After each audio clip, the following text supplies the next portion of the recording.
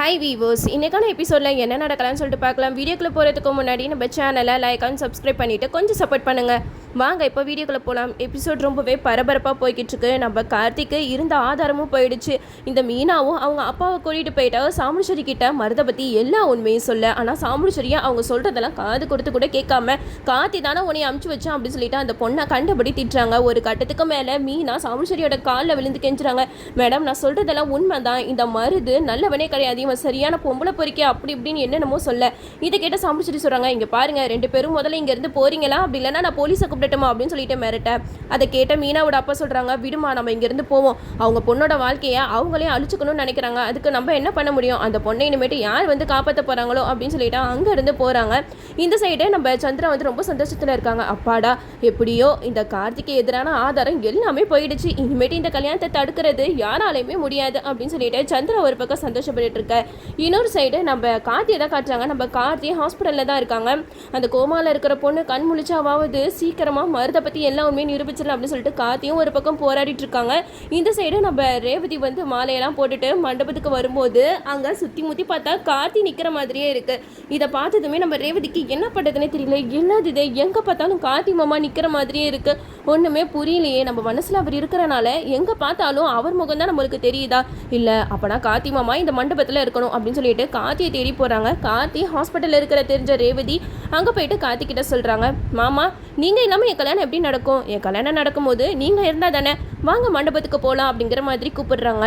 நம்ம கார்த்தி அப்படியே ரேவதியை பார்த்துட்டு இருக்காங்க. நம்ம ரேவதி கார்த்தி கையை பிடிச்சி இழுத்துட்டு போகிறாங்க. அங்கே போனால் கார்த்தியை பார்த்துட்டு ராஜராஜன் மயில் வாங்கலாம் 2 பேருமே ரொம்ப சந்தோஷப்படுறாங்க. அப்பாடா, ஒரு வழியாக கார்த்தி மாப்பிள்ள வந்துட்டாரு, இவர் வந்ததுக்கு அப்புறம் தான் எனக்கு ஒரு விதமான தைரியமே வந்திருக்கு அப்படிங்கிற மாதிரி ராஜராஜன் சொல்லி கேட்ட மயில் வாங்கலாம் சொல்கிறாங்க, எதுக்கும் கவலைப்பட வேணாமாம்மா, இனிமேட்டு கார்த்தி அவனே எல்லாத்தையுமே பார்த்துப்பான் அப்படிங்கிற மாதிரி சொல்கிறாங்க. இந்த சைடு சந்திரகலா சாமுண்டீஸ்வரி 2 பேருமே கார்த்தியை பார்த்து பயங்கரமாக அதிர்ச்சிடுறாங்க. என்னாச்சு ரேவதி அப்படிங்கிற மாதிரி கேட்காதுக்கு ரேவதி சொல்கிறாங்க, அம்மா என்னோட அத்தை பையன் இல்லாமல் இந்த கல்யாணம் எப்படி நடக்கும், அதனால தான் கார்த்தி மாமாவை என் கையோடையே கூட்டிகிட்டு வந்துட்டேன் அப்படிங்கிற மாதிரி சொல்ல. இது கேட்டதுமே சாமுண்டீஸ்வரிக்கு எதுவுமே சொல்ல முடியல. சந்திரா சொல்கிறாங்க, இங்கே பாருக்கா, இப்போதைக்கு நீ எதுவுமே சொல்லாத, ஏன்னா அவன் வந்து இந்த கல்யாணத்துக்கு ஒத்துக்கிட்டதே பெரிய விஷயம் அப்படிங்கிற மாதிரி பேசிக்கிட்டு இருக்காங்க. அப்போ தான் நம்ம மயில் வாகனம் கார்த்திகிட்ட சொல்கிறாங்க, இப்போ சகல எல்லாமே கையை மீறி போய்கிட்டு இருக்குப்பா, ரேவதிக்கும் மருதுக்கும் இன்னும் கொஞ்ச நேரத்தில் கல்யாணமே முடிஞ்சு போயிடும். இப்போ என்னன்னா எந்த ஒரு ஆதாரமும் கையில் இல்லை, இந்த கல்யாணத்தை எப்படி நிப்பாட்டுறது அப்படிங்கிற மாதிரி கேட்காதுக்கு கார்த்தி சொல்கிறாங்க, நீங்கள் எதுக்கு கவலைப்படாதீங்க, நான் அதுக்கு வேறு ஐடியா வச்சுருக்கேன் அப்படிங்கிற மாதிரி நம்ம கார்த்தி சொல்லிக்கிட்டு இருக்காங்க.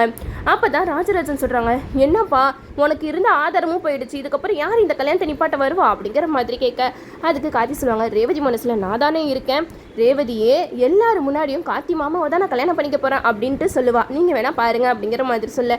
இதை கேட்ட மயில்வாகனம் சொல்கிறாங்க, எது எப்படியோப்பா, மருதுக்கும் ரேவதிக்கும் நடக்கிற கல்யாணம் நின்று போனாலே எங்களுக்கு போதும் அப்படிங்கிற மாதிரி பேசிக்கிட்டு இருக்கும்போது சாமுண்டீஸ்வரி வராங்க. அப்போ சாமுண்டீஸ்வரி எல்லாரையும் பார்த்து சொல்கிறாங்க, இங்கே பாருங்க, இந்த கல்யாணத்தை நிப்பாட்டணும்னு சொல்லிட்டு நீங்களும் நிறைய முயற்சிகள் பண்ணுறீங்க, ஆனால் எல்லாமே தோல்வியில் தான் போய் முடியுது, என்ன பண்ணுறது, ரேவதிக்கும் மருதுக்கும் கல்யாணம் நடக்கணும்னு இருந்தால் அதை யாரால தடுக்க முடியும் அப்படிங்கிற மாதிரி சாமுண்டீஸ்வரி வந்து திமுறா பேசிட்டு போயிடுறாங்க. இந்த சைடு நம்ம ரேவதிக்கு இஷ்டமே இல்லாமல் தான் எல்லா ஏற்பாடுமே பண்ணிக்கிட்டு இருக்காங்க. ரேவதி மணமேடையில் உட்காந்துட்டு மனசில் நினச்சிக்கிட்டு இருக்காங்க, கார்த்தி மாமா நீங்கள் இந்த மண்டபத்துக்கு வந்ததும் தான் எனக்கு ரொம்ப நிம்மதியாக இருக்குது, எனக்கு இப்போ ஒரு திருப்தி என்னன்னா, கண்டிப்பாக நீங்கள் இந்த கல்யாணத்தை தடுத்து நிறுத்தி நீங்கள் தான் என் கழுத்தில் தாலி கட்டுவீங்க, எனக்கு அந்த நம்பிக்கை முழுசாக இருக்குது, அதனால நான் தைரியமாக இந்த மணமேடையில் உட்காந்துருக்கேன் அப்படின்னு சொல்லிட்டு நம்ம ரேவதி ஒரு பக்கம் மனசில் நினச்சிக்கிட்டு இருக்கேன். இந்த சைடு நம்ம மருதும் மாலையை போட்டு பக்கத்தில் உட்காந்துருக்காங்க. நம்ம மயில் வாகனம் கார்த்திகிட்ட சொல்கிறாங்க, எப்பா ரேவதி பக்கத்தில் அந்த மருது உட்காந்துருக்கிறத பார்க்க எனக்கு செம்ம கோவம் வருதுப்பா, அவனை இப்போமே அடிச்சு இந்த மண்டபத்தை விட்டு துரத்தலாமான்னு தோணுது அப்படிங்கிற மாதிரி சொல்ல. அதுக்கு கார்த்தி சொல்கிறாங்க, இன்னும் கொஞ்சம் நேரத்தில் நீங்கள் நினச்சதெல்லாம் நடக்க போகுது அப்படிங்கிற மாதிரி சொல்லிக்கிட்டு இருக்கேன். அப்போ தான் சாமுண்டீஸ்வரி வந்து சந்திரா கிட்ட சொல்கிறாங்க, சந்திரா நம்ம நினச்சதை சாதிச்சுட்டோம், இன்னும் கொஞ்சம் நேரத்தில் ரேவதிக்கு மருதுக்கு கல்யாணம் நடக்க போகுது, அந்த கார்த்தி இதை பார்த்துட்டு கண்டிப்பாக மனசு உடஞ்சி இந்த ஊரை விட்டே ஓடி போயிடுவான் அப்படிங்கிற மாதிரி சாமுண்டீஸ்வரி சொல்ல. இதை கேட்ட சந்திரா வந்து மனசில் நினைக்கிறாங்க, ஆமாம் என்னோட புருஷனையும் என்னையும் பிரித்து வேடிக்கை பார்த்து சிரிச்சிட்டு இருந்தாங்களே, அவங்களுக்கு நான் கொடுக்குற சரியான பதிலடி தான்.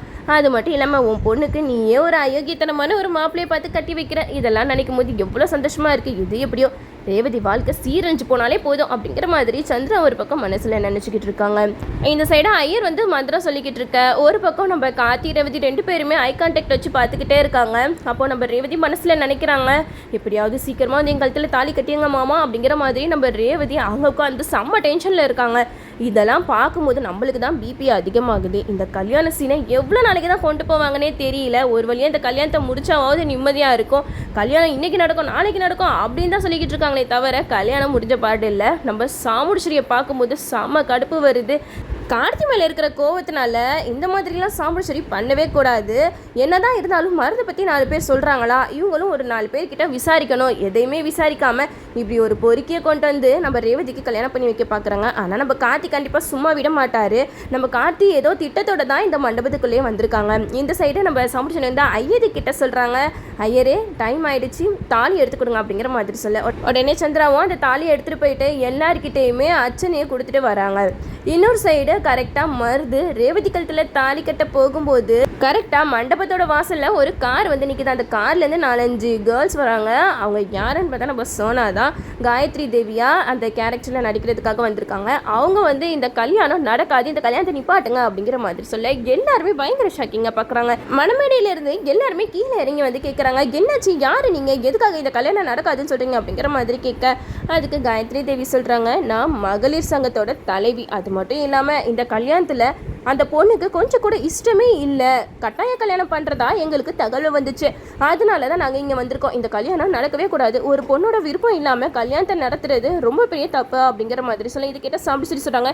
யார் மேடம் சொன்னால், என்னோட பொண்ணு இந்த கல்யாணத்துக்கு முழு சம்மதத்தோடு தான் இந்த கல்யாணத்தை செய்கிறதுக்கே ஒத்துக்கிட்டா. நீங்கள் என்னென்னா தெரியாமல் என்னென்னமோ பேசிக்கிட்டு இருக்கீங்க அப்படிங்கிற மாதிரி சொல்ல இதை கேட்ட சந்திராவுக்கு தூக்கி வாரி போட்டுச்சு. என்ன நடக்குதுங்க, இப்போதான் கல்யாணம் நடக்க போதுன்னு சந்தோஷப்பட்டுட்டு இருந்தா கார்த்தி அவனோட வேலை கட்ட ஆரம்பிச்சிட்டானா. அப்போதான் சந்திரா வந்து சம்சரிக்கிட்ட சொல்கிறாங்க, அக்கா இது யாரோட வேலைன்னு தெரியுதா உனக்கு, அந்த கார்த்தி பையன் தான் இந்த கல்யாணத்தை நிப்பாட்டணும்னு சொல்லிட்டு என்னென்னலாம் பண்ணுறான் பாரு அப்படிங்கிற மாதிரி சொல்ல இதை கேட்ட சாப்பிட்டு சொல்கிறாங்க, அவன் யாரை வேணாலும் கூட்டிகிட்டு வரட்டும், இந்த கல்யாணம் நடந்து தான் ஆகும் சாப்பிட்டு சரி சந்திரா கிட்ட சொல்கிறாங்க. இதை கேட்ட காயத்ரி வந்து சொல்கிறாங்க, இங்கே பாருங்க அந்த பொண்ணுக்கு விருப்பமே இல்லாத கல்யாணத்தை தயவு செஞ்சு நடத்தாதீங்க, பின்னாடி உங்கள் பொண்ணோட வாழ்க்கை தான் வீணாக போகும் அப்படிங்கிற மாதிரி சொல்ல இதை கேட்ட சாப்பிட்டு சொல்கிறாங்க, இல்லை மேடம் நீங்கள் என்ன சொன்னாலும் சரி, என் பொண்ணை பற்றி யாரும் தப்பு உங்ககிட்ட சொல்லியிருக்காங்க, என் பொண்ணு முழு மனசோட சம்மதிச்சு தான் மனமேடையில் உட்காந்துருக்கா, நீங்கள் வேணா அவகிட்ட கேளுங்க, அவன் மட்டும் இந்த கல்யாணத்தில் இஷ்டம் இல்லைன்னு சொன்னால் அதுக்கப்புறம் நீங்கள் என்ன ஆக்ஷன் எடுக்கிறீங்களோ அதை நான் பார்த்துக்கிறேன் அப்படிங்கிற மாதிரி சொல்ல இது கேட்ட காயத்ரி தேவி சொல்கிறாங்க, இங்கே பாருங்க மேடம் உங்கள் பொண்ணு மட்டும் இந்த கல்யாணத்தில் விருப்பம் இல்லை, எங்கள் அம்மா தான் கட்டாயப்படுத்தி இந்த கல்யாணத்தை பண்ணி வைக்கிறாங்க அப்படின்னு சொல்லிட்டா போதும், அடுத்து உங்களெல்லாம் தூக்கி நான் உள்ளே வைக்க வேண்டியதான் அப்படிங்கிற மாதிரி சொல்ல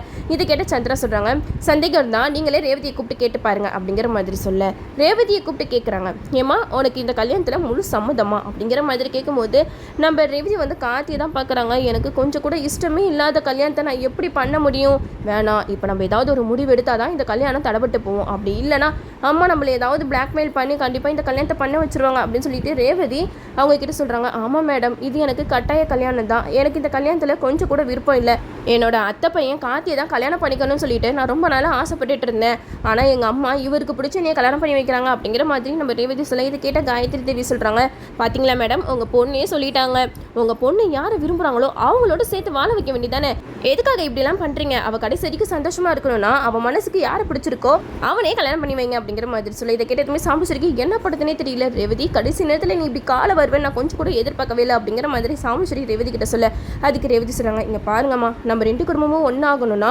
எனக்கு கார்த்தி மாமாவை தான் நீங்கள் கல்யாணம் பண்ணி வைக்கணும், அப்போ தான் இந்த 2 குடும்பமும் ஒன்று சேரும் அப்படிங்கிற மாதிரி சொல்ல அதுக்கு சந்திர சொல்கிறாங்க, என்ன ரேவதி உன் இஷ்டத்துக்கு கடைசி நேரத்தில் மாப்பிள்ளையை மாற்ற சொல்லுவேன், நாங்கள் அதை பார்த்துட்டு சும்மா இருக்கணுமா அப்படிங்கிற மாதிரி கேட்க அதுக்கு காயத்ரி தேவி சொல்கிறாங்க, ஒழுங்கா அவள் ஆசைப்படுற பையனையும் கல்யாணம் பண்ணி வைங்க, அப்படி இல்லைனா இந்த கல்யாணத்தை நிப்பாட்டாதீங்க, உங்களெல்லாம் தூக்கி நான் உள்ளே வச்சிருவேன் அப்படிங்கிற மாதிரி சொல்லி பயங்கரமாக மிரட்டுறாங்க.